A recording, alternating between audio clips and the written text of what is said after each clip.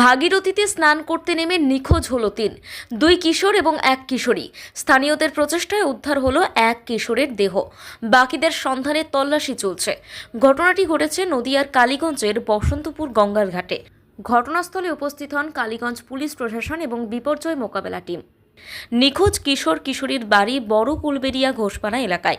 এই ঘটনায় বড় কুলবেড়িয়ায় শোকের ছায়া।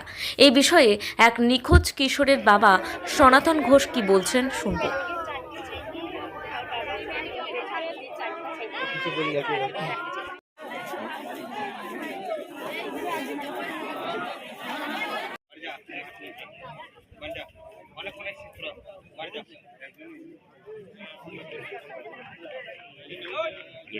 नाम में नहीं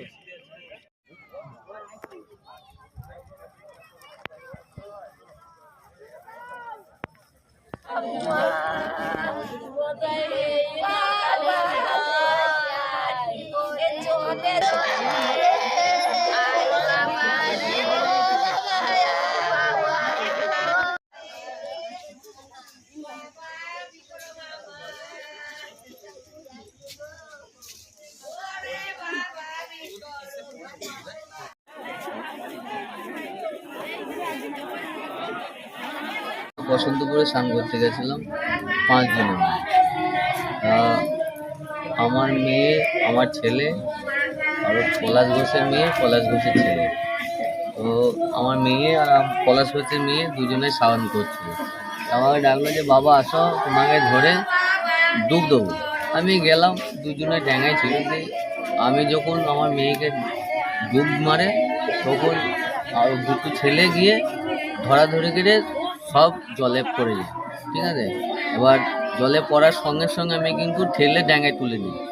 ঠিক আছে, তারপরে আমি কিন্তু নিচে থাকি, আমি সাপোর্ট পাইনি। এবার সাপোর্ট না পাওয়াতে সব কিন্তু আবার জলে চলে যায়।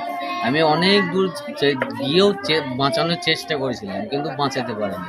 আমার মেয়ে ডুবে গেছিল, মেয়েকে আমি পায়ে চুল থেকে ধরে তুলেছি আমি। এই হচ্ছে এখন পর্যন্ত আমার ছেলে আর একটা মেয়ে নিখোঁজ হচ্ছে।